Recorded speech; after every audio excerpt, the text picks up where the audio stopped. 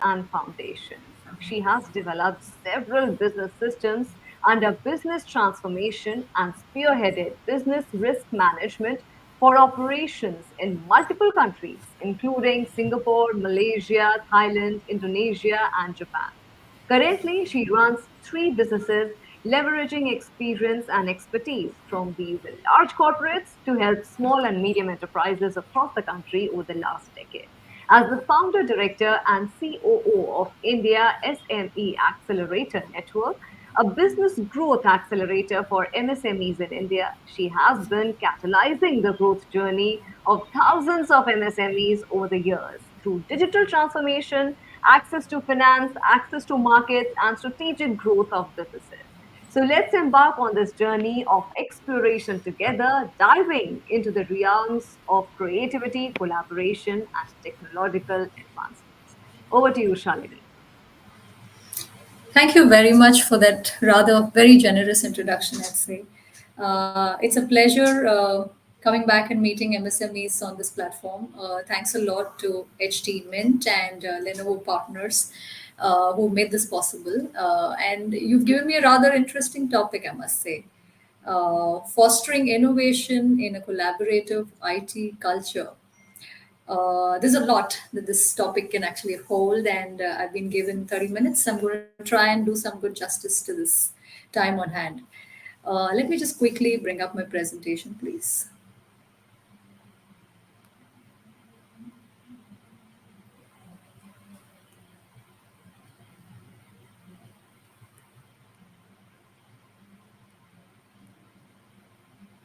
A quick check. Can you see my screen? Can you hear me?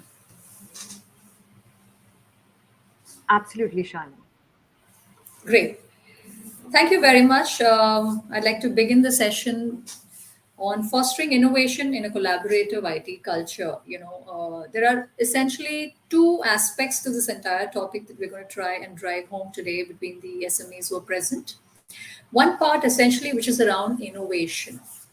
This is a word we all like using, right? Innovation, and it's been doing the buzzword for a very, very long time, not just for large corporates and not just for startups, but the middle segment that is most impacted and is most relevant in making a difference with innovation, that is the small and medium enterprise. If you really look at statistics, and you must have seen a lot on technology that's already happened in the prior session, so deriving from that also, if you notice within the MSME sector in India in particular, 1 out of 3 MSMEs in India are currently deploying innovation in their business. So that does speak of something. There is something that's working well, and there is something that is yet to do well for MSMEs.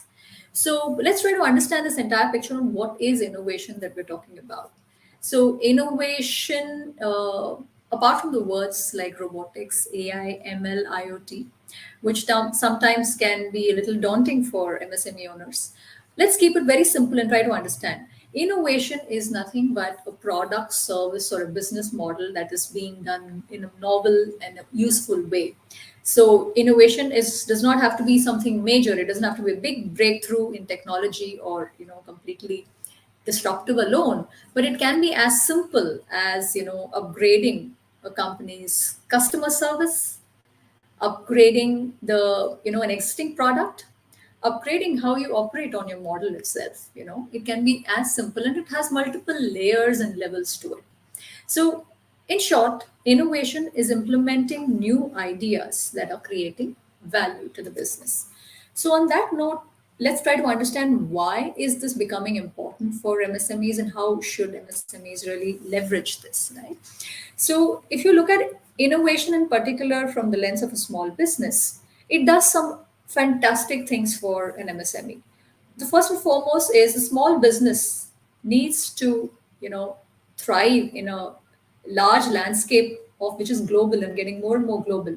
So it allows you to adapt to the trends in the market. It allows you to, be nimble and change as you go along in a dynamic business environment. So it allows adaptability. Second, what it does to small businesses keeps them on the cutting edge with making you more and more competitive to stay ahead of competition, to keep in pace. So SMEs who are OEMs, to large corporates will understand what I'm talking about. So it allows you to, be competitive in the market, both domestically as well as globally. And third important, aspect is definitely it fosters growth. And that's the reason why a business is interested in it end of the day, because all that we do has to result in good growth. So this is something that McKinsey has found it through their research. Despite knowing this, and despite the fact that innovation is so important, and all of us realize that, it's found that organizations deprioritize innovation in favor of holding on to core business, and waiting till there is more clarity. Strange, but that is the dichotomy. I mean, that is the issue, because we understand that is important. At the same time, it does somewhere delay the progress, delay the speed of organization when it comes to adopting innovative methods. And I think it's time where we're not talking of either technology or innovation as something good, as something good to do, as something that will make you look better than a competition. But it is the need of the hour. It is a lot more than the need of the hour. It is something. It's as good as oxygen to the body is innovation to a enterprise, especially in the small and medium space. So, given that, it is more and more imperative to start adopting innovation. And that's where, Jack Welch, the CEO of GE, said, change before you have to. It's a question of survival. Sometimes I want to shake people and say, wait a minute, the world is a different place. You no more have a choice. It's a question of survival. So we have to find ways and methods to bring in innovation into the DNA of the organization in a way that it doesn't really, make it a difficult and additional task that one has to take on as a promoter and owner of a growing organization. So at this point, it's really important to understand why is it so difficult for SMEs, and let's understand the real challenges. Yeah, there are several challenges that actually come up in front of a small business when they're trying to be nimble and be flexible with adoption of technology, especially innovation when we talk about. And if I were to ask you, most of you would say, "Oh, it's resources." It's finance. Some of you would say, oh, no, no, I think it's manpower. It's skilled manpower, don't you think? Because we don't have people. We don't have people to understand. And some of you may say, oh, I don't think we have the wherewithal. So here are a few reasons that people really have given. And the reality shows, when you survey small businesses, one of the reality shows that there is a syndrome called the status quo syndrome, where people are more comfortable doing things the way they're doing, and looking at something new, saying, oh, why do I have to change what I'm doing already? If it's working fine, it's been working fine for so many years. Why do I need to bring about a change suddenly now? Chalne do. This kind of a status quo syndrome is something that keeps a lot of businesses going, and that's just one reason they're not, moving a different way. Another set of data points out to the fact where the owner says, I'm technologically challenged. And trust me, this is a very big factor when it comes to innovation. I've seen a lot of enterprises that have actually hired good CTOs, CIOs, and some of you would be here in the participants as well, and you can resonate with what I'm saying. You have enterprises that have kind of tried to build an IT department or IT resource in the company, so to say. Yet they are not able to do justice to the role. They're not able to do justice to the function. They're not able to do enough justice to the investment in that entire function, because the owner promoter is somewhere technologically challenged and is unable to appreciate and visualize what's coming forward with a technological advancement or an innovative idea that is being brought forward. This is very powerful, sad but true. Another area that comes out as data is the fear of unknown, and this I say collectively for an enterprise, not just for the owner, but it's actually the fear of the unknown for the organization as a whole, saying, "Oh, we don't know how this is going to be. We don't know how this might land up. So why take a chance?" This also leads to the second important point, which data points to, is the fear of failure. By fear of failure, we refer to, enterprises who have burnt their fingers by trying to take on something new, by trying to do something new, and have not succeeded. So typically, it's like, I have made changes, I have gone ahead and done something, it's not worked well for us, we don't want to do this again. So this is a big deterrent to innovation. This is a big deterrent to, doing something different. And if you really look at all these points that we're talking about right now, there is a certain common theme that is emerging from all of this, and it would collectively refer to, what is the mindset of the entrepreneur or the promoter. So collectively, data is suggesting that the biggest hurdle and deterrent to innovation happening in the small and medium enterprise segment as a whole is nothing but the mindset of the entrepreneur, despite several other factors which also exist. But this is emerging as one of the top most. And to help you a little bit on this, I'd like to, give you a comparative parlance. I don't know if some of you here have read the book called The Mindset of a Rocket Scientist. So with ISRO in right in the middle of news and everybody seeing the launch of Chandrayaan 3, etc., if you were to really think about how they function, imagine if they function with this mindset, where would we land? Nowhere close to the moon. So this mindset, it's an interesting book. I suggest you all read. It's by Ozan Barol, author. What it basically says is that if you are to look at the various aspects of, what we deal with as a business entrepreneur, and I'm going to just use four quadrants that are typically used, which is the known known, the known unknown, the unknown known, and the unknown unknown. So if you look at these four quadrants typically, he suggests that we as entrepreneurs, and typically the rocket scientists, operate in the zone of the unknown known, which means we are really operating in a zone where we're saying that we know there is something out there. We don't know enough about it, but we are, heading for it. And that's the power of that entire perspective, which the mindset of an entrepreneur should operate like a rocket scientist. When you do that as an entrepreneur, you're essentially telling your business, you're essentially setting the stage for your business to be able to do things that can change the way you as a business operate. Because that mindset is unleashing a lot more by removing the inherent fear from you as an entrepreneur and therefore the culture of the organization. The entire culture of your organization is a reasonable representation of the owner promoter himself or herself. So I would really like urge you to dwell a little more on this particular aspect because the mindset of an entrepreneur is extremely powerful.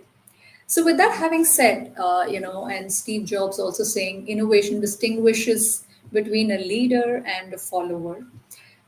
So, who do you want to be is a choice that we need to make when it comes to driving a small and medium enterprise that is really looking for exponential growth, that is really looking to become a mid market enterprise and then a large corporate for the country. So these are some evident benefits of what innovation can do. So innovation, end of the day, drives growth. And in what way? So firstly, innovation is, bringing in new ideas. It's bringing new technology, systems, efficiencies and processes that are developed and applied and deployed into business. These can result largely into enhanced productivity, which is innovation leading to increased productivity in terms of the tonnage, in terms of the efficiency of the manpower on ground, whether you're in the services sector or whether you're in the manufacturing sector. It develops systems and processes that lead to greater output. So with the same input, and that is where the efficiency comes in, that is where the productivity comes in for a business. And all of this eventually leads into better growth. So your top line is improving when you're deploying successful innovations. So there are more processes and systems which are in place to back up the increased goods and services that you're producing. And it attracts better talent leading to better business at the top line.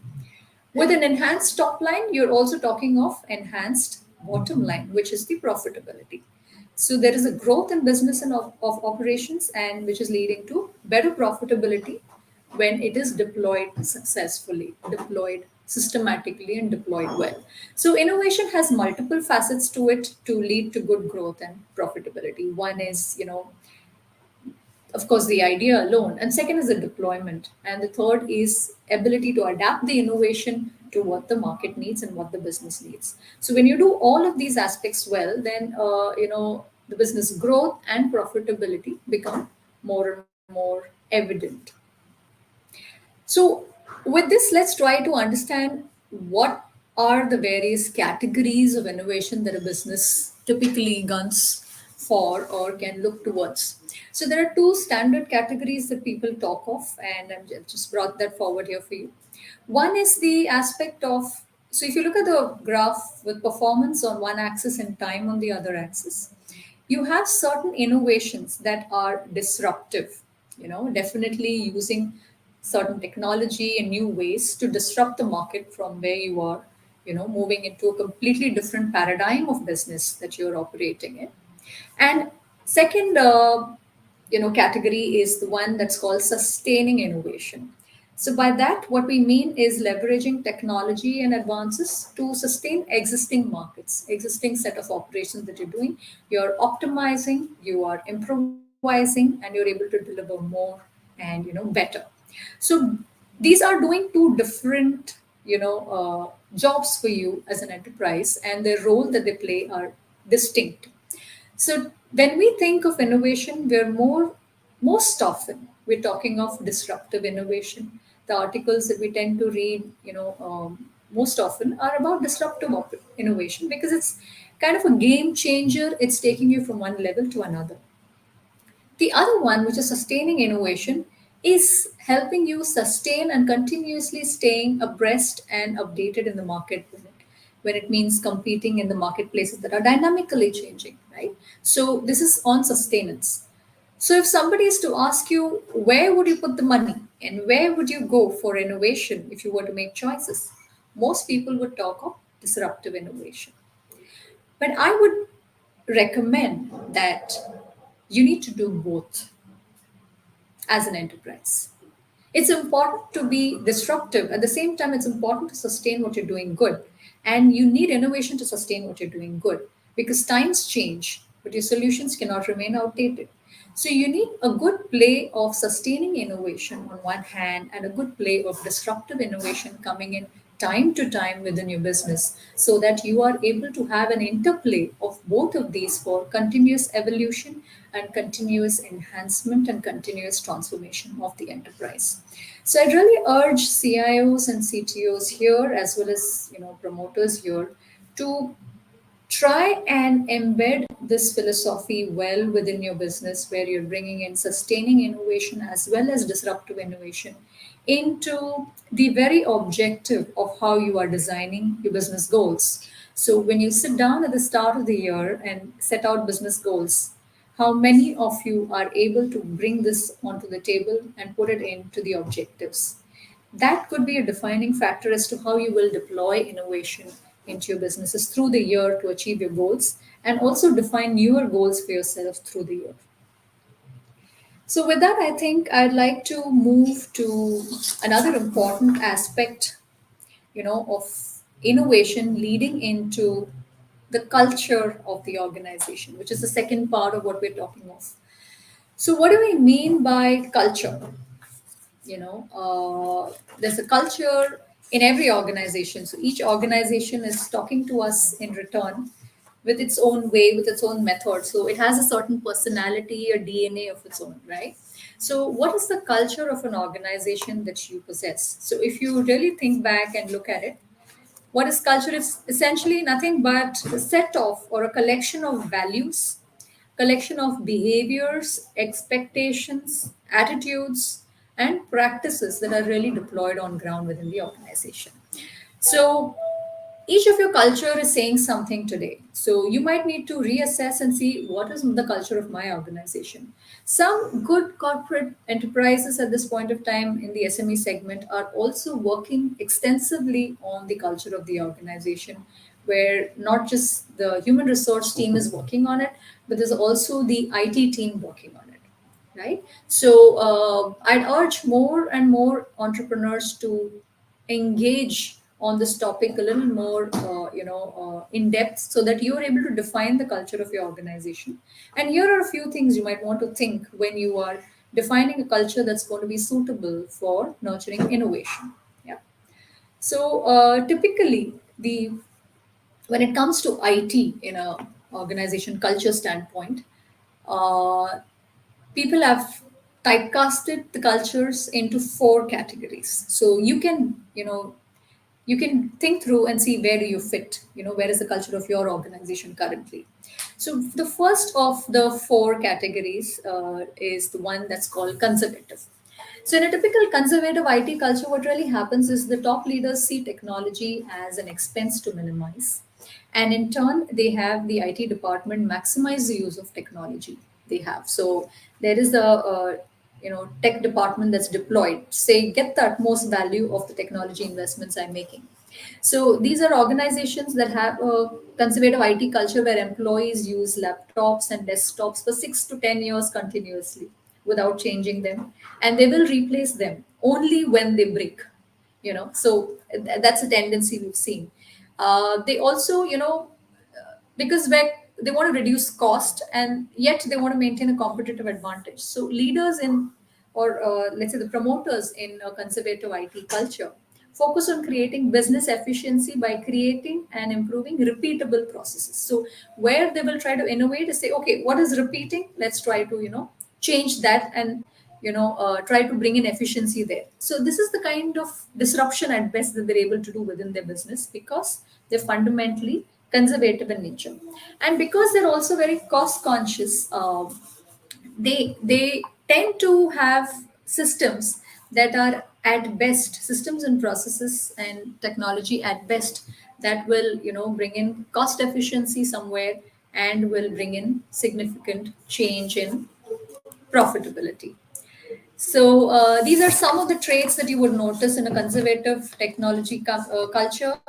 You might want to think and be honest with yourself if you are actually slotting out there. Amongst the SMEs that we have spoken to, at least 1,000 of them, we have noticed that close to 70% to 75% sit in this bucket at this point of time, where they are in a conservative IT culture. The second nature and culture, IT culture, that is found is one that's moderate. And we're glad that more and more people have moved into this segment. I would say more since COVID, right? People have moved into this where they're realizing the role of innovation that has to be driven, but they are very conscious of the advantage that is going to come out of this. So while they prioritize cost management, occasionally they will invest in new technology. But with a moderate culture, they will invest in automation only if it reduces, you know directly, if it brings in cost in a short term. So if there is an ROI in the investment of technology, or if there is an ROI in the innovation that they are bringing about in whichever method, they will be very keen to see if the ROI is coming back in a year's time. And that's when they will be willing to make that investment. So they are definitely a moderate in that sense in culture. So you will see a lot of service firms, which industries tend to be moderate are services firms, who will typically tend to sit in this bucket of a moderate IT culture. The next type is the type which is called as aggressive IT culture. So you may want to check yourself on this one if you belong here. So let's see what are some of the characteristics of enterprises that sit in the aggressive IT culture, where they categorize technology spending as a key to moving forward. So they say that we have to invest in technology, we have to invest in latest systems and processes, latest laptops, latest cloud systems, latest AI, that's available in the market that we can deploy, the latest of machine learning available enough, to deploy in our factories, latest software that's available to deploy, whether it's, in quality processes or, on the customer service front. Let's go ahead and deploy. They believe in adding automation which frees up people. So their approach is to say, how can I free up my productivity of people so that they who are doing low value work can now start doing high value work. So I'm optimizing my resources by deploying technology.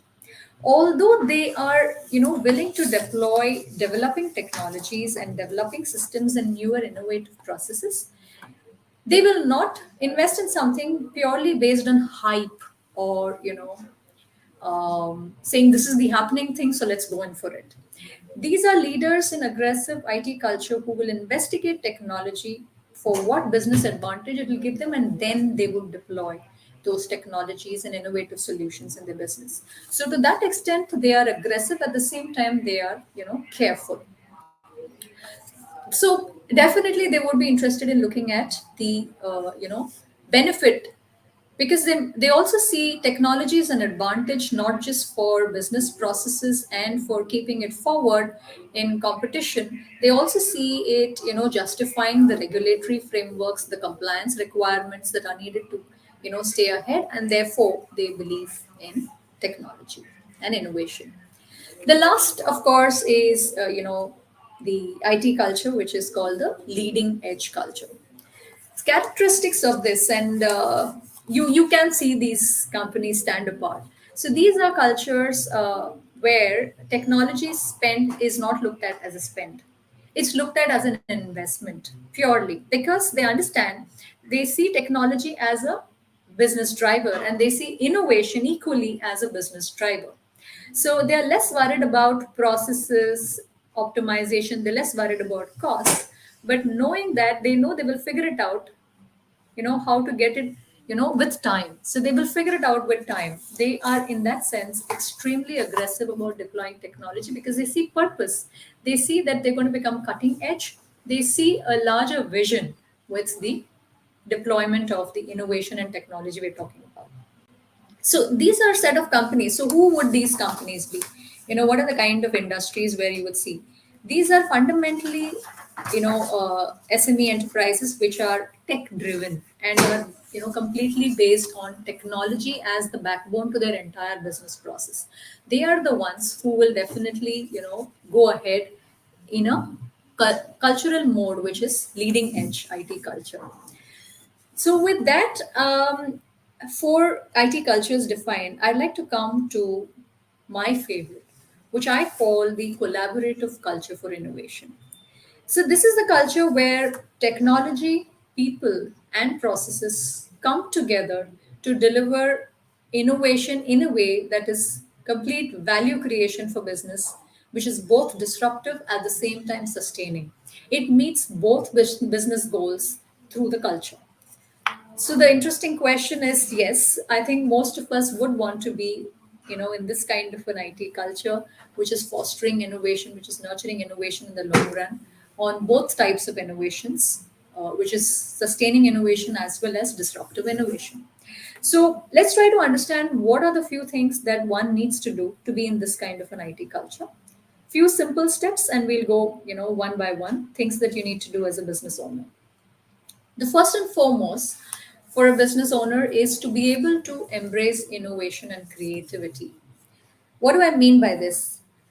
You need to start looking at innovation and creativity as a catalyst to your business, right? The moment you look at it as a catalyst, it's going to change the entire way you're going to operate in business. It's going to change the way you structure your teams, you structure your organization, you structure your business goals. All of that will change the moment you start looking at innovation and creativity as catalyst for your business.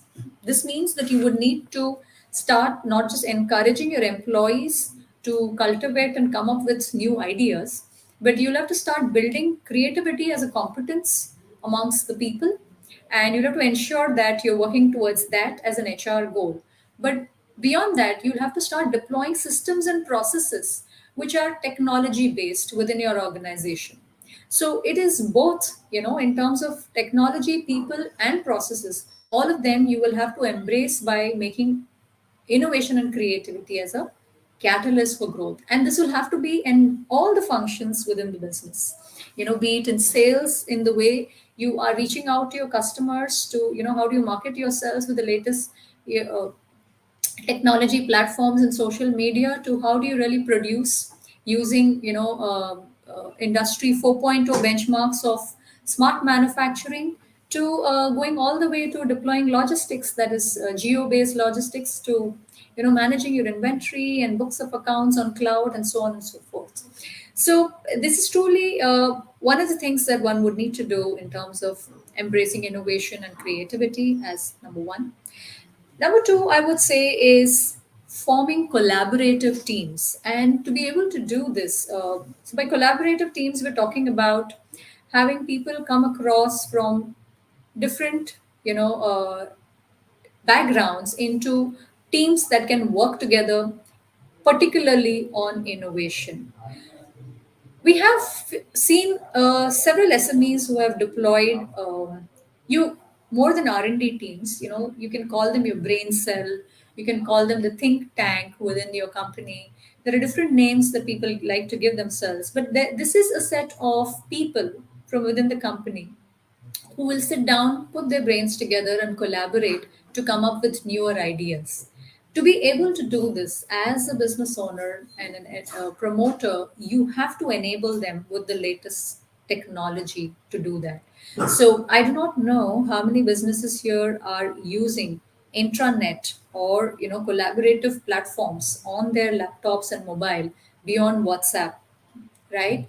Especially when it comes to using platforms where you can share knowledge with each other, where you can share case studies of customers with each other, where you can share best practices with each other, where you can share success of one team with another on doing something new. So you need to have either a physical format where people are coming together, let's say weekly, monthly, into a meeting room and thinking through, or when you're working across geographies where people are spread across the country, across the globe, you need to have a technology platform that brings them together, where they're able to ideate, where they're able to share, where they're able to think through, come up with pros and cons, and then deploy, see how it's working, what is working well, and how do you keep adapting. All of this requires the best of infrastructure, best of processes to build a collaborative team. To add a little bit more to the kind of collaborative teams that you would come up with is to build diversity in these teams. And I've seen that the best well intended SMEs falter here, because the tendency is to say, I have a team, which is working on R&D, which is working on new product development. But that's the team, that's the product team. Where are we hearing from the sales team? Where are we hearing from the logistics team?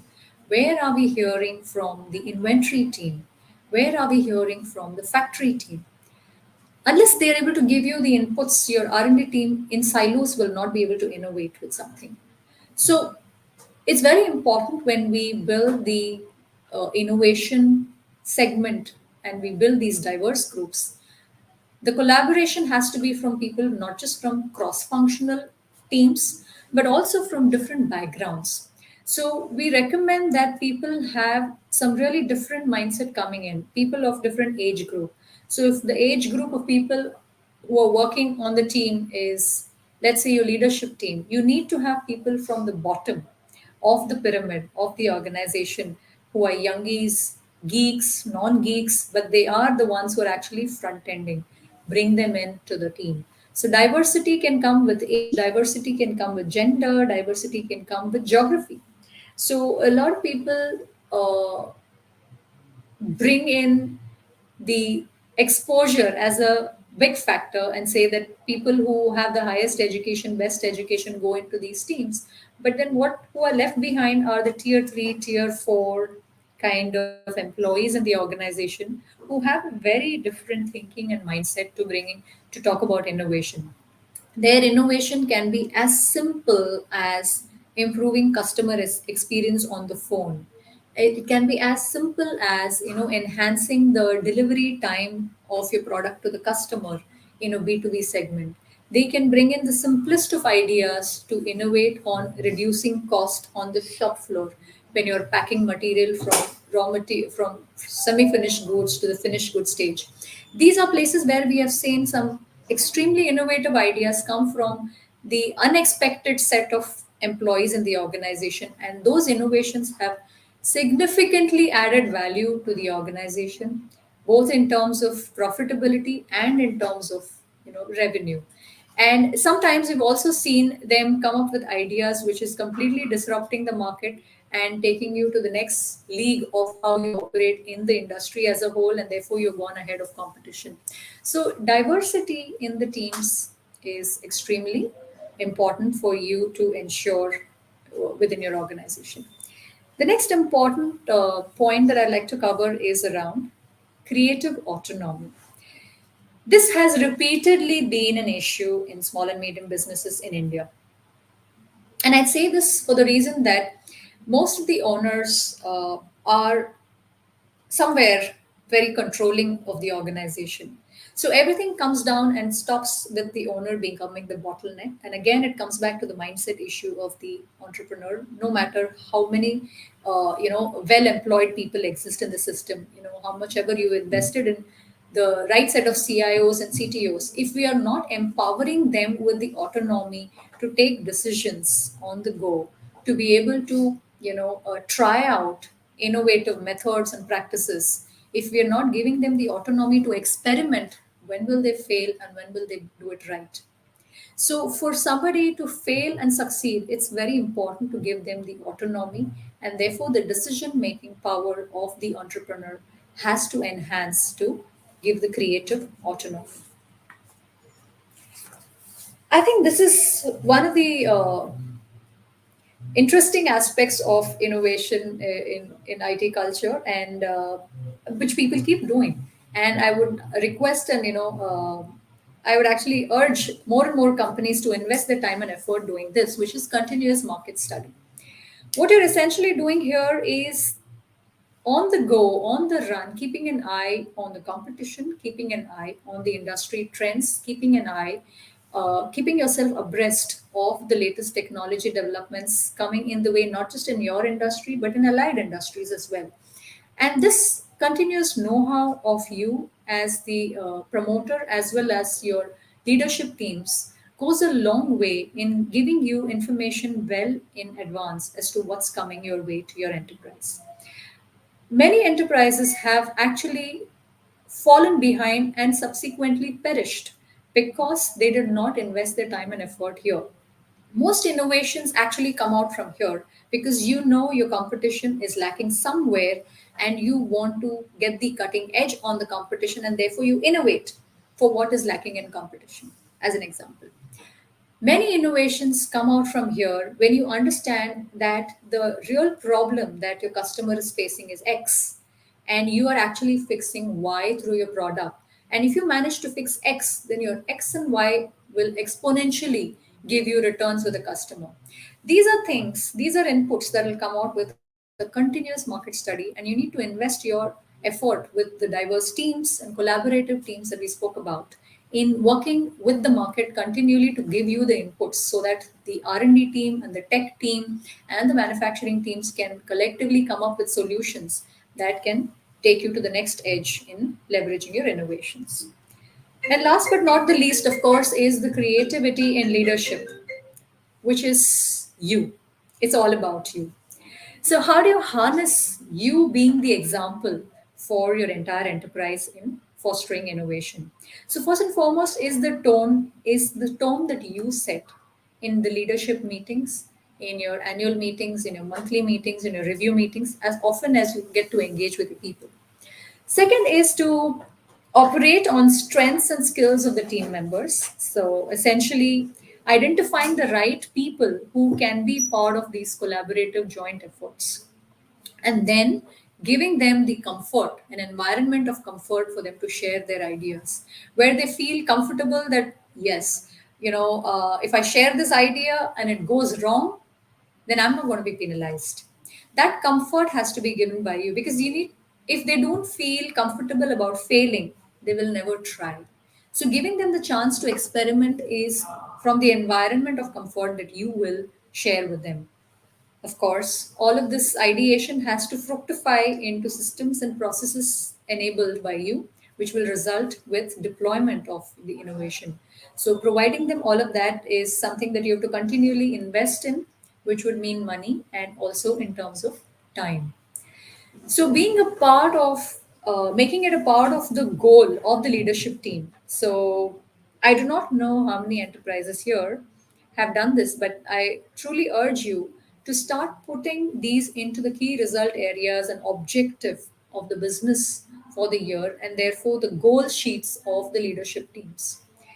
Every year, we recommend that enterprises add one innovation from each leader, and that drills down all the way in the leadership hierarchy to the functional teams, and the collaborative teams that are set have to be continuously on the go.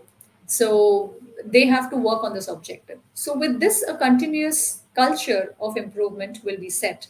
And on that note, I'd like to come to the concluding slide from my side, which is, when you nurture an innovation led culture, you're collectively understanding problems, you're collaboratively executing the innovation and celebrating failures, but of course, tracking the impact to your business growth with all of this.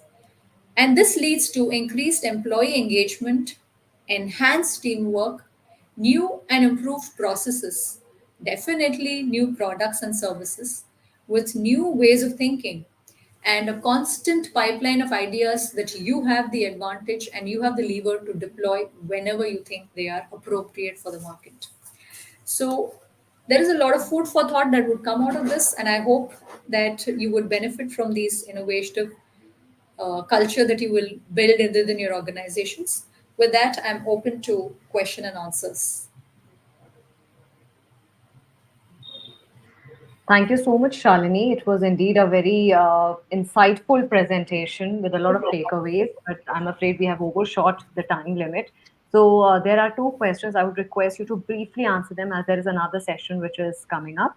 So, the first question which we have come across is what are the principles and practices of responsible technology adoption in alignment with digital ethics, and how can organization instill these values in their IT culture and decision making processes? Wow. So that's a long question. I'll try to pick up. I think when it comes to ethics, there is a lot that can be said. But I think the most important is the way you deal with the entire innovation and the data that goes behind it, right? So when you're driving any kind of technological advancement, the piece on data privacy, and there is a law also coming ahead, and you might have touched upon this in some other sessions. So people have to be aware of how they are dealing with it, and therefore whatever you do represents the ethics of the business. So I urge that you don't cross the line anywhere as businesses in trying to do something disruptive and different. Yeah. Right. So, another audience question which we have got is how can small and medium sized businesses leverage tech advancements like AI to streamline processes, enhance efficiency while fostering a culture of innovation within their terms? Yeah, so that's a good question. I can give you an example of how one can do this in their business, and small and medium businesses of varying kinds are doing this today. So, the simplest form of AI deployment is in factory-based manufacturing, where you have an assembly line. Enterprises are deploying camera based vision to detect quality of the products. So, whether you're manufacturing shoe or you're manufacturing jewelry on the line, you're able to see the detects on the go through camera vision. What that does is it gives you, it preempts you to be able to correct the error on the production line. It preempts you to take the decision and the action so that you're delivering higher quality products back to your customers. It not only enhances your brand reputation and your service delivery, but also it gives you data. It gives you the ability to say what's my production efficiency, and where are the errors that I need to rectify. So AI is able to generate that with the data that you feed in on the production line. So Industry 4.0 is a classic example of how AI and ML both are being continuously deployed by SMEs in the country. Thank you so much, Shalini, for that very important piece of information. I'm hopeful that everyone had a wonderful session, and we'll keep sharing more such informative workshops on accelerating sustainable business growth. Stay tuned. Thank you once again. Thank you.